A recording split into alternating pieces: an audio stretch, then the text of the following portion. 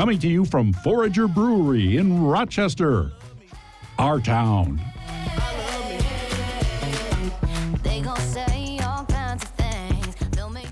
Welcome to Our Town, the show about Rochester. I'm Jen Koski. So calling all tinkers, if you love to create things, have we got a deal for you. Rochester is hosting a prototyping festival this fall, and now is the time to submit your idea for inclusion. To tell us more, Jenna Bowman from the Rochester Downtown Alliance is here. Welcome, Jenna. Thank you. Okay, so first, for those who don't know, what is the Rochester Downtown Alliance? So the Rochester Downtown Alliance really is here to ensure that downtown is really active and fun and an inviting place for everybody to be. So most people know us for our events like Thursdays on First and Socialize and Style on the Plaza.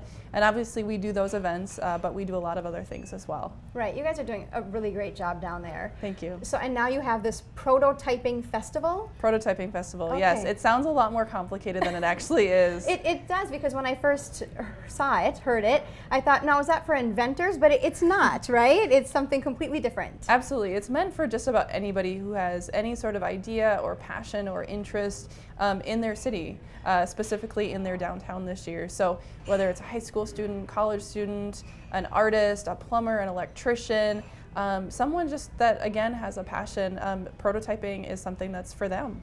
So what would the student or electrician, or what is a prototype? What will they be doing? Absolutely. The best way of explaining it is it's really about testing ideas and concepts and ideas before things really come into fruition. So as we think about so much change that's probably going to be happening in our downtown, what are those things that we can test before they might become real? So it might be a piece of public art.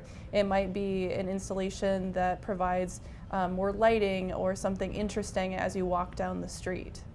So public art, but maybe with some function or some fun, or it's interactive, right? Oh, absolutely. That's a big part of it is, it's really all about the images. So I encourage people to, Google prototyping. Oakland and San Francisco have some really great examples out there.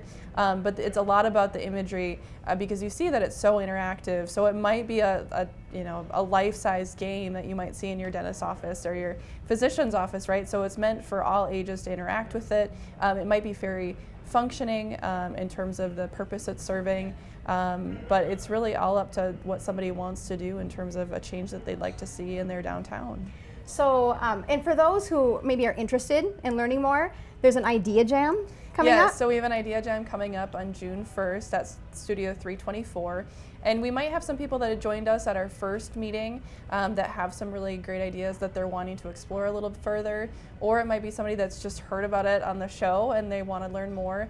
We invite everybody to come and attend. We'll be doing a quick overview about what prototyping is to ensure everybody feels comfortable with it and knows what it is. But then we'll be looking to connect with people, putting teams together. Again, some of the best teams and best projects come from a wide variety of people collaborating together, or you could do your own projects all on your own. So the Idea Jam will provide that opportunity for people to come together and have those conversations. Now, and you have people from out of town coming in who have done this before? Yes, so we have Jake and Ray joining us again from the Oakland area. They had a prototyping festival right around the time of the Super Bowl when it was out in San Francisco, and it was really great. So they're sharing their best practices, but also encouraging people to find the energy in this. A very limited amount of areas have actually done a prototyping festival, so we're one of the kind of leaders in this area. St. Paul will be having one a week before us. So we're very excited to be leading that effort and providing the community the opportunity to really make it what they want.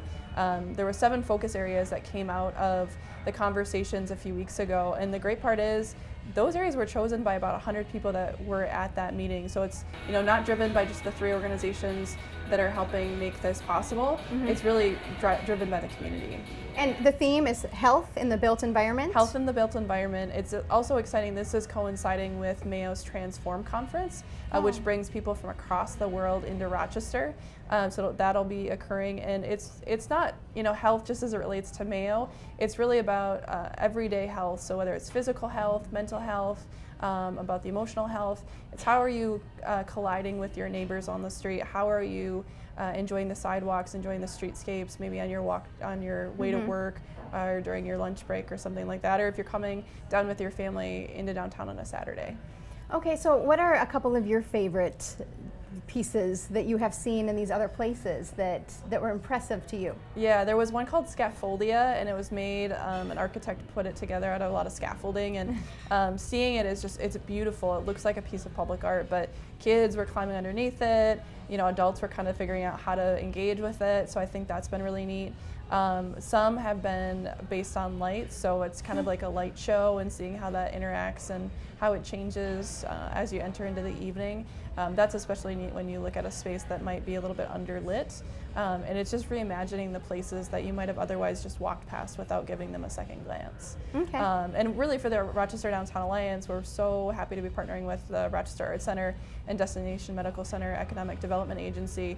And for us, we get to do what we do really well, which is events, but it's also integrating in with the community as far as the changes we might be seeing in our downtown. So there's several groups coming together to help facilitate this, and it's just going to make our downtown that much cooler, right? Yeah, and the big part is, again, it's all about what the community wants to do. So again, that's why it's so inclusive of anybody who's interested in this. We just encourage you to connect with us, whether you're interested in being a maker, or we look forward to having support as we head into September and encourage people to come out and look at things.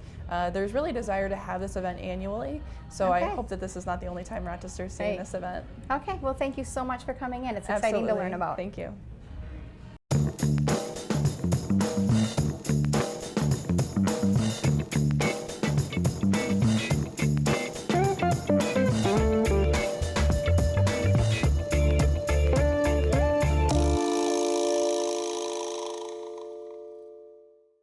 Our Town is brought to you in part by the following amazing people and organizations. Clements Subaru proudly partners with award-winning KSMQ Public Television. Clements Subaru of Rochester. Clements' clear value promise is to make buying a car fast, fair, and simple. The University of Minnesota Rochester, an undergraduate health sciences university offering education designed to change tomorrow's healthcare. University of Minnesota Rochester, always in the heart of our community. And the members of KSMQ Public Television. Thank you. Jennifer Rogers chats up the Tai Chi class instructor at the Rochester Public Library. Regina Mustafa from CIDI joins me to talk about how she fosters dialogue across religions. And did you know Schuster Brewery was way ahead of the trend in local brews? Up next, Our Town Culture visits the Hindu Samaj Temple.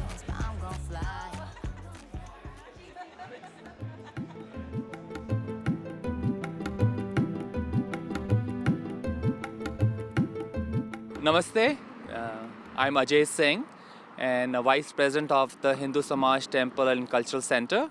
I help in the operations and administration. Hindu is we call it religion, but I think it's a faith where we accept all different faiths because of the vast different regions in India. People do have their own god, so that's why if you see in the temple you will find about 7 or 8 idols which is commonly worshipped in India. We have classes here. It's called Bhagavad Gita classes. It's like a Bible of Hindu, where it tells us karma. Karma means you continue, you do your karma, you do your work. Don't expect any returns from that, and things will automatically come. So some of the big festival, like Festival of Lights, it's a festival where we all come together and celebrate together. So there's from people from east, west, north, south, all come together in festival. So there are some big festival we all celebrate. It's like Christmas, if you relate that to here. So that itself it's a big I think compliment to the Hindu that we have so much diversified, but still we are all united. When we started this temple was in 2003 when we bought this, and 2004 we moved to this temple. And prior to that, we used to have worships or puja, you call it in Hindu, at different houses. And every month we used to meet at the United Way center, and we all decided that we need to now have our own worship place, and that's when we moved here. And the community has grown double, triple, four times, fifth times. Right now we can see, if you compare from 2004 to now 2016, I could easily say that we are now almost like 10 times than what we were at that time. We have bought a land at Hadley Creek Golf Center near that, and we recently had a groundbreaking ceremony. We had a very good support from the community in that. We had very good coverage in the media also. This temple, we bought this land about, it's been now 5 years now, and what we were doing was, raising a lot of fundraising activities we had been doing, and we are at a point now where we have enough money to start the first phase of this temple. So this is a big achievement. This new temple, what we are building, it's a huge thing for the community, and we look forward for the support from each and every one. It will add value to the community because we bring some different perspective, a different thought, different ideas, and within 5 years we actually paid off all the loan, and since then we are seeing that a lot of support from the community. And also we are hoping that once the temple is there, we will have more support from the surrounding areas like Winona, Lake Ross, Austin. People will come forward and support us to move to the next second phase.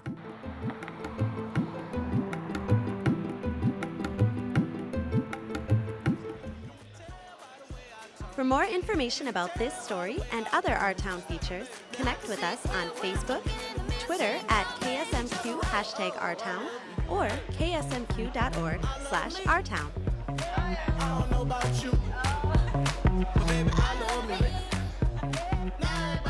I'm loving the sunshine of this past week, and temperatures are only going to get warmer now.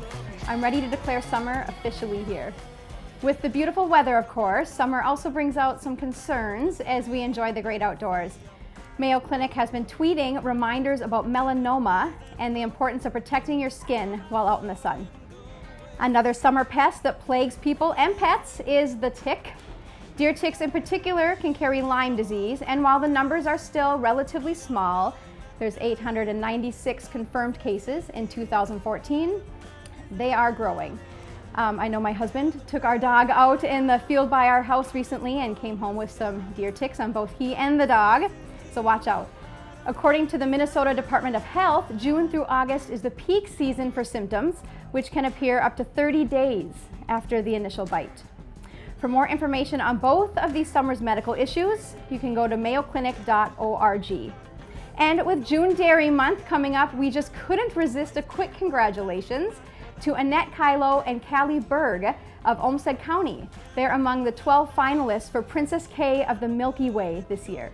The winner will be crowned at the Minnesota State Fair, so good luck to Annette and Callie. We look forward to seeing your butter sculptures in August. On a more serious note, KSMQ Public Television recently hosted a conversation about the increased drug use in our region, especially abuse of prescription drugs, heroin, and methamphetamine. Check out our coverage of Drug Storm in the coming days. Coming up next, Jennifer Rogers joins the Tai Chi class, which is not chai tea, which is what I always want to say, in Rochester to learn more about this ancient Chinese martial art.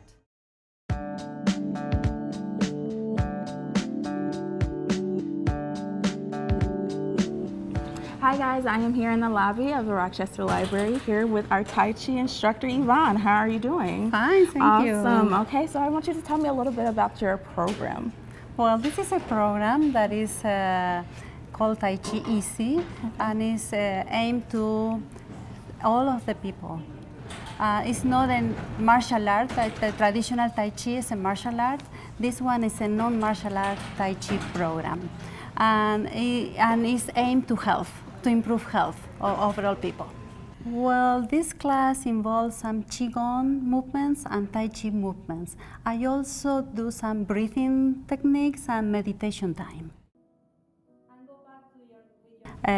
this practice can be done standing up or sitting down. Okay, so is it something like yoga, like meditation, relieve stress or depression? Well, there are many benefits, as you said. Like, for example, you mentioned depression, anxiety.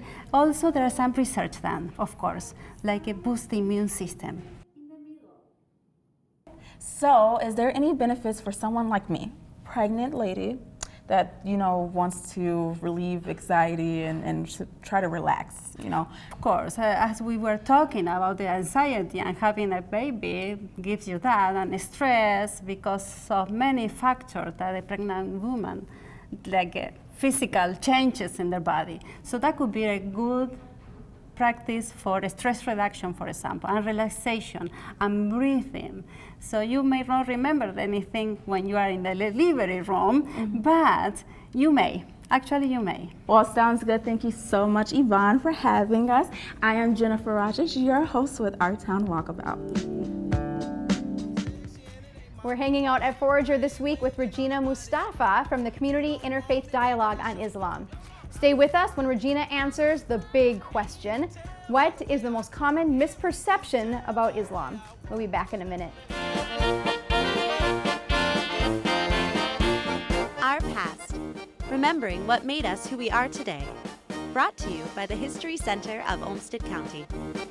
Rochester's growing interest in beer and breweries isn't new. Brewing in Rochester goes back to the 1850s. Schuster's Family Union Brewery is perhaps the most prominent and well-known brewery in Rochester. A devastating fire in 1871 could have spelled ruin. Instead, Henry Schuster rebuilt and improved facilities and production, producing 1,200 barrels of lager annually by 1880. After his death in 1885, his sons Henry and Frederick made the brewery their own, introducing new beers, including a Bock beer and a malt and hop tonic. The latter proved popular among the general public and the medical community especially. Sold throughout Minnesota and surrounding states by 1898, the product made up 85% of their $1 million income. Prohibition proved fatal to their operation, and the brewery shut down on January 1st, 1922. Though now closed for nearly 100 years, the brewery is remembered as the most reputable, profitable, and significant brewery in Olmsted County's history. Oh, I love me. Hey. I love me. I don't know about you, but baby, I love me. I am from Philadelphia. Tonight with a reverend, I really have to behave. Now, Regina. With those shoes on, I don't think so. I don't know if you spotted that as you were spying on my notes. I refuse to believe that I am in any way superior to me. So this is the first show where I am fasting. I've been without food and water since about 3:30 this morning. Excuse if I have any slurred speech, total incoherence. I finally get a break from all you Christians, Jews, and Muslims, and I am taking advantage of the good nature of the people of Rochester. I'm extremely sarcastic, and everyone has a right to my opinion. Hi, Regina. Thank you so much for coming on the show. So, Thank you for having me. I am interested in your opinion. So the big question is, of course, what is the greatest misperception about Islam? Well, that's going to be a tie. That one's going to be a tie. Yeah, I would say that it's a tie between that Islam preaches violence and that Islam oppresses women. Okay, so why don't you write those misperceptions? Tell us, what does Islam preach? Islam, the word Islam itself means submission. You're submitting to the will of God. And actually, the root of Islam is also the same as the root for the Arabic word for peace. And Muslims believe that with submitting to God's will, following what we should be doing, that brings the greatest peace that a human can experience. And of course, just like any piece of written material, it is very easy to just read it and be ignorant. If you're ignorant of the historical context, linguistical context, you can really misconstrue what the core message is. Right, as you can do with any religion or any religion or any piece of literature. Even right. You can read it and just be something that's written a couple hundred years ago in English. if we were to read it now. Right. And not be aware of the common, the colloquial expressions and such, things like that, we could get a totally opposite meaning of what was intended. Right. Yeah. Now, on the other part, you said there was two. One, and the second was the oppression of women. Right. That often comes up a lot. Are Muslim women oppressed? And I always say that, and if you look at the Quran, and it totally preaches the equality. Men and women are spiritually equal before God. We're two different genders. Right. We have strengths and weaknesses, but nothing is absolute in the terms of a man and a woman's role. But we are equal in front of God, and in terms of dress and things like that. Yes, modesty is a huge part of our religion, but it's not just modesty of attire, but it's also modesty of speech, of just how you present yourself in the public space. But there have been men who kind of oppress women, and including Muslim men, I think men all around the world. But so that tends to speak for the entire Muslim community, Right. Unfortunately, when they act like that. Right. So you are bringing these messages and more to Yes. your Faith Talk show. Yes. So can you tell me a little bit about your Faith Talk show? I happen to know about it because I did a Hijab for a Day project with you, Yes, you and did. was on there. But why don't you tell those who don't know about the show? Yep. It began in December of 2014, and it was a few months after I began my organization, CIDI. And I just thought that, we needed just a fresh, new way of bringing about interfaith dialogue in Rochester, something, beyond the usual format of, PowerPoint presentations and but panel why? discussions, which they serve their purpose, and I still partake in them. Right. But I wanted to create something where the atmosphere was fun, relaxed. We can have entertainment and such. Laughing, and really a space to create a comfortable atmosphere where all those elephants in the room can be addressed, but also demonstrating to the audience that we could still respect one another and actually appreciate our differences. Right. And you've had some really great conversations as a result, and a lot of guests Yes. from a lot of different faith traditions. Absolutely. And all no faith traditions, just really across the board. And I've learned a lot myself through having the show. It has really caused me to just get out there and educate myself more about other world traditions. And that's really what the show is about. It's not just about people learning about Islam. It's about let's celebrate and let's learn about all of our traditions that are practiced right here in Rochester. Now, the show is just one part of what you do through CIDI, which is Community Interfaith Dialogue in Islam. You also are doing this bridge building, right? Yep. So tell us about that. Yes. It's called Project CIDI Bridges. And that is where my goal is to go into every worship, prayer, spiritual center or group in Rochester and even beyond Rochester in order to gain a sound knowledge of what each tradition teaches. Right. And because I always say if you want to learn about Islam, it's talk to a Muslim, So I want to demonstrate that by learning about these other traditions by the people who actually practice them. And so I observe services. I've observed 27 worship, prayer, or meditative services so far. All locally, all in Rochester? All are two outside of Rochester, okay. But mainly all locally. Yeah. And I just sit back. They all know I'm coming. I don't just show up, okay? And I just sit back and I just quietly observe, and then I write what I call positive reflections, and I put them on the website. And I hope that serves as a tool, especially for the Muslim community in Rochester to also learn something about their non-Muslim neighbors. Right. Yep. And so I'm curious, when you go into these faith communities, what some of the reactions have been, maybe from people in those communities who maybe had some of those misconceptions.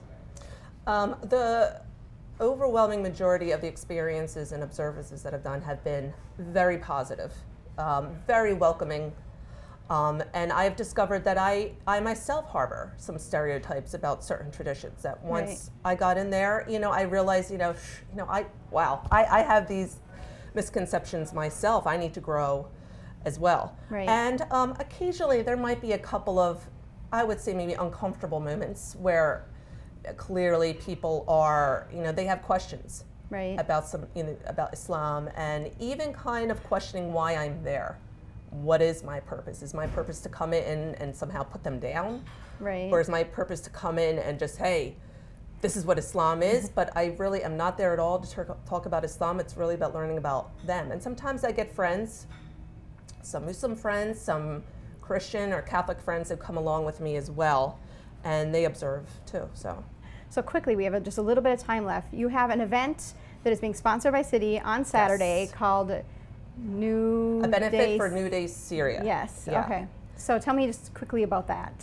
Yeah, this New Day Syria, all the proceeds that we get on the benefit is going to go directly to an organization called New Day Syria. It's based out of New Hampshire, and what they do is send containers over to Turkey, and then that gets into northern Syria. And that goes directly to about 40,000 internally displaced Syrian refugees of all religious, ethnic backgrounds. Okay. So it's all going to benefit them. Okay, and so this is at Christ United Methodist Church at 2 o'clock on Saturday. Yep, from 2 to 4 on Saturday. Silent auctions, local vendors, food. It's going to be, I think, a really good time. And live music. Okay, fantastic. Yep. Thank you so much for coming in. You're welcome. In. All right, that is it for today. Join us next week when we talk with the Rochester Public Schools about their new discipline in diversity training. We find out why Rochester wasn't a good place to die in 1860, and we visit the Slattery Park neighborhood. Thanks for joining us. See you next time on Our Town, the show about Rochester.